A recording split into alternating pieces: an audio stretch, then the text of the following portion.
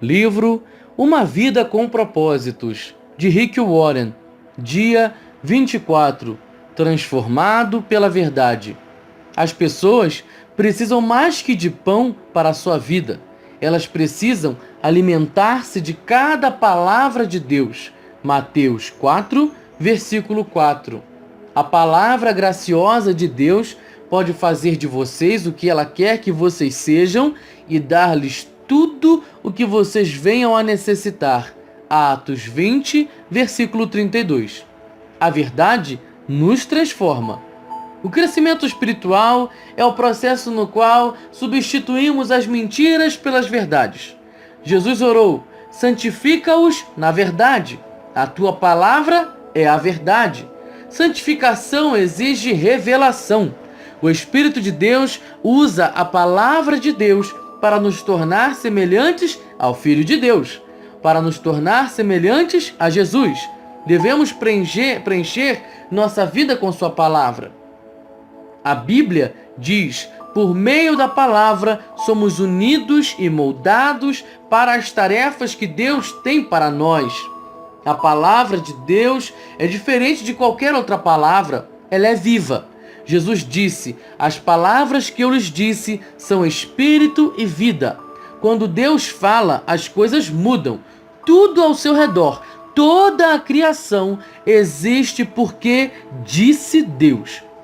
Foi pelas suas palavras que tudo veio a existir. Sem elas, você nem estaria vivo. Tiago observa: Deus decidiu nos dar vida pela palavra da verdade, de modo que sejamos a mais importante de todas as coisas que Ele fez. A Bíblia é muito mais do que um manual de doutrinas.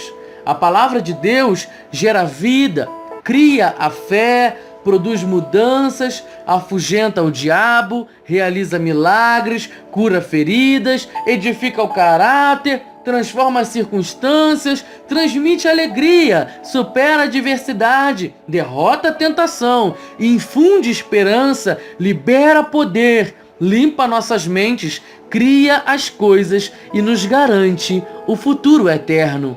Não podemos viver sem a palavra de Deus. Nunca subestime o valor dela. Você deve considerá-la tão essencial para a sua vida como a comida. Jó disse: dei mais valor às palavras de sua boca do que ao meu pão de cada dia. A palavra de Deus é o alimento espiritual do qual você tem de se alimentar para cumprir seu propósito. A Bíblia é chamada de nosso leite, pão, comida sólida e doce sobremesa. Essa refeição completa é o menu do Espírito Santo para o fortalecimento e crescimento espiritual. Pedro nos aconselha: desejem de coração o leite espiritual puro, para que por meio dele cresçam para a salvação. Permanecendo na palavra de Deus. Existem mais Bíblias impressas hoje em dia do que jamais houve no passado, mas de nada vale uma Bíblia na estante. Milhões de crentes são assolados pela anorexia espiritual, morrendo de fome com a alma subnutrida. Para ser um saudável discípulo de Jesus, alimentar-se da palavra de Deus deve ser a primeira prioridade. Jesus chamou isso de permanecer. Ele disse: se vocês permanecerem firmes na minha palavra, verdadeiramente serão os meus discípulos. Na vida cotidiana, permanecer na palavra de Deus inclui 3 atividades. Devo aceitar sua autoridade. A Bíblia deve se tornar o critério definitivo para a minha vida, a bússola na qual confio para saber a direção, o conselho a que dou ouvidos para tomar decisões sábias e o parâmetro que utilizo para avaliar todas as coisas. A Bíblia deve sempre ter a primeira e a última palavra em minha vida. Muitos de nossos problemas ocorrem porque baseamos nossas escolhas em critérios duvidosos. Cultura: todos estão fazendo isso. Tradição: sempre fizemos isso. Razão: isso me pareceu lógico. Ou emoção: pareceu-me a coisa certa. Todos esses critérios foram corrompidos pela entrada do pecado neste mundo. O que precisamos é de um critério perfeito que nunca nos leve na direção errada. Somente a palavra de Deus supre essa necessidade. Salomão nos lembra que cada palavra de Deus é comprovadamente pura. E Paulo explica que tudo nas Escrituras é a palavra de Deus. Tudo é útil para ensinar e ajudar as pessoas e para corrigi-las e mostrar-lhes como viver. Nos primeiros anos de seu ministério, Billy Graham atravessou um período em que lutava com suas dúvidas sobre a precisão e a autoridade da Bíblia. Em uma noite enluarada, ele caiu de joelhos e disse a Deus que, a despeito das passagens confusas que ele não compreendia, daquele ponto em diante, ele confiaria completamente na Bíblia como a única autoridade para sua vida e ministério. Daquele dia em diante, a vida de Billy Graham foi abençoada com extraordinário poder e eficácia. A decisão mais importante que você pode tomar hoje é definir critério definitivo para sua vida. Decida que, independentemente de cultura, tradição, razão ou emoção, você escolhe a Bíblia como autoridade definitiva em sua vida.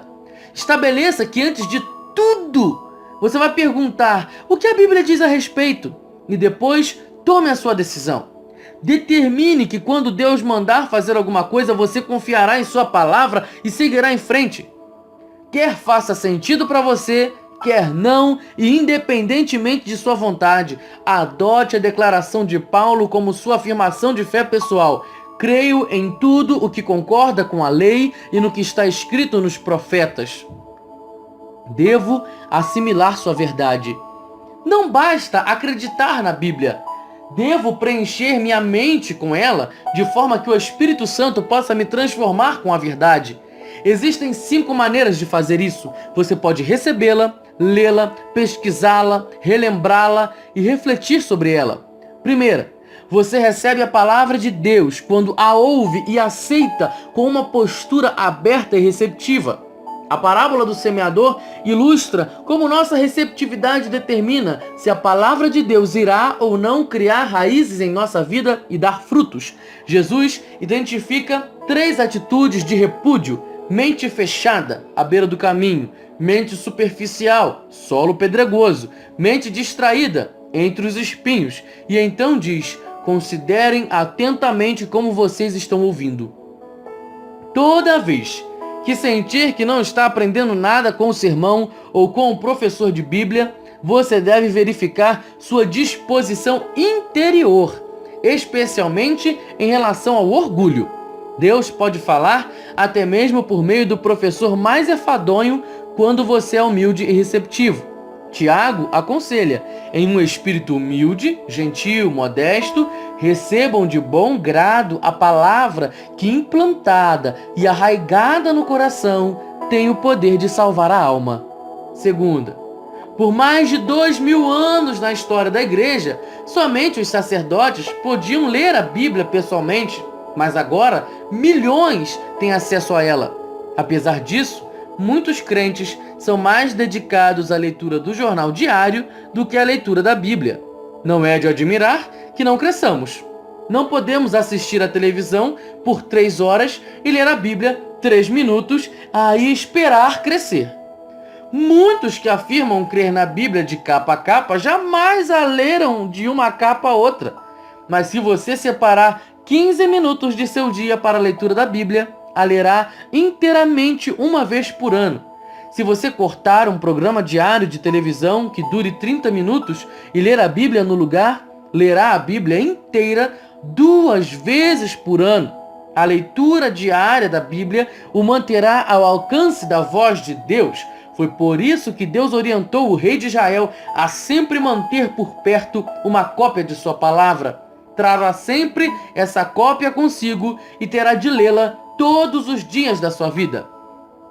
Mas não se limite a mantê-la perto de você. Leia a Bíblia regularmente. Uma ferramenta simples, mas de grande auxílio, é um plano de leitura da Bíblia. Evitará que você fique saltando de uma parte para outra, negligenciando uma ou outra. Terceira, pesquisar ou estudar a Bíblia. é outra forma prática de permanecer na palavra de Deus. A diferença entre ler e estudar a Bíblia está em dois exercícios que se adicionam ao da simples leitura: fazer perguntas sobre o texto e anotar suas impressões. Você não estudou realmente a Bíblia se não escreveu seus pensamentos no papel ou no computador. O espaço não me permite explicar os diferentes métodos de estudo bíblico. Estão disponíveis muitos livros proveitosos sobre o estudo da Bíblia, incluindo um que escrevi há mais de 20 anos.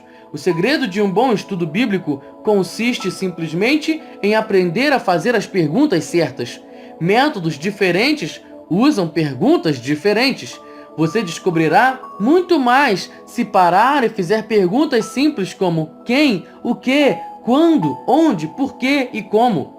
A Bíblia diz: verdadeiramente as pessoas felizes são as que cuidadosamente estudam a perfeita lei de Deus, a qual torna as pessoas livres e continuam a estudá-la. Elas não esquecem o que ouvem, mas obedecem ao que o ensino de Deus diz. Os que fazem isso serão felizes. A quarta maneira de permanecer na palavra de Deus é relembrá-la. A capacidade de lembrar é dom de Deus. Você pode pensar que tem memória fraca, mas a verdade é que há milhões de ideias, verdades, fatos e imagens memorizados. Você lembra o que é importante para você. Se a palavra de Deus é importante, você usará seu tempo para relembrá-la. Existem enormes benefícios na memorização de versículos bíblicos. Eles o ajudam a resistir à tentação, decidir sabiamente, diminuir a pressão, ganhar confiança, dar bons conselhos e partilhar sua fé com os outros. Sua memória é como um músculo. Quanto mais você a usa, mais forte ela se torna, e memorizar as escrituras ficará mais fácil. Você deve começar selecionando uns poucos versículos bíblicos desse livro que o sensibilizaram, escrevendo-os em um pequeno cartão que possa ser levado consigo. Então, releia em voz alta durante o dia. Você pode memorizar as escrituras em qualquer lugar, enquanto trabalha, se exercita, dirige, espera ou na hora de dormir. Os 3 segredos para a memorização das escrituras são relembrar, relembrar e relembrar. A Bíblia diz: lembrem-se do que Cristo ensinou e que as suas palavras enriqueçam a vida de vocês e os tornem sábios. A quinta maneira de permanecer na palavra de Deus é refletir sobre ela. O que a Bíblia chama de meditação. Para muitos, a ideia de meditar evoca imagens de alguém esvaziando a mente e deixando-a vaguear. Isso é exatamente o oposto da meditação bíblica. Meditação é pensamento concentrado. É necessário esforço verdadeiro. Você escolhe um versículo e reflete sobre ele repetidamente. Como já foi dito no capítulo 11, se você sabe se preocupar, já sabe meditar. Preocupação é o pensamento concentrado em algo negativo. Meditação é o mesmo, porém voltado para a palavra de Deus e não para algum problema. Não há outro hábito que seja tão eficaz na transformação de sua vida ou em torná-lo mais semelhante a Jesus do que a reflexão diária nas Escrituras. À medida que utilizamos nosso tempo para contemplar a verdade de Deus, realmente nos espelhando no exemplo de Cristo, somos, segundo a sua imagem, transformados com glória cada vez maior. Se você pesquisar todas as vezes que Deus fala sobre meditação na Bíblia, ficará maravilhado com os benefícios que ele prometeu aos que passarem para refletir na sua palavra durante o dia. Um dos motivos pelos quais Deus chamou Davi homem segundo o meu coração é que Davi adorava refletir na palavra de Deus. Ele disse: como eu amo a tua lei, medito nela o dia inteiro. Refletir seriamente na verdade de Deus é a chave para ter as orações respondidas e o segredo para uma vida bem-sucedida. Devo aplicar seus princípios.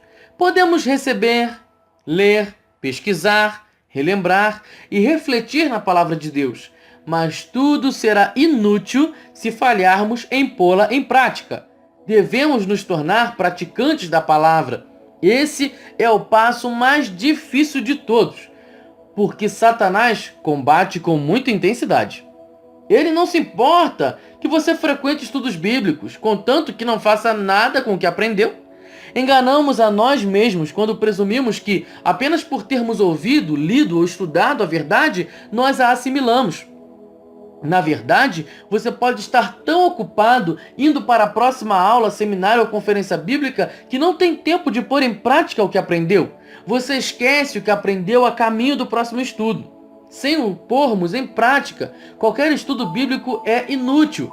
Jesus disse: portanto, quem ouve estas minhas palavras e as pratica é como um homem prudente que construiu a sua casa sobre a rocha.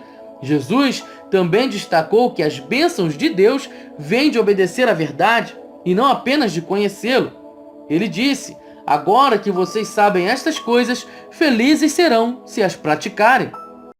Outra razão que nos faz evitar a aplicação pessoal da palavra de Deus é a possibilidade disso ser difícil ou mesmo doloroso. A verdade irá libertá-lo, mas a princípio poderá deixá-lo infeliz. A palavra de Deus expõe nossas motivações, aponta as nossas faltas, repreende o nosso pecado e espera que nos transformemos.